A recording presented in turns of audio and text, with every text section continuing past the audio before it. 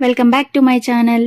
క్యాప్సికంలో C vitamin ఉంటుందని తెలుసు. Red, yellow and గ్రీన్లో దేంట్లో ఎక్కువ విటమిన్ సి ఉంటుంది ఎవరైనా గెస్ చేయండి. వీడియో స్కిప్ చేయకుండా చూడండి, లాస్ట్లో చెప్తాను.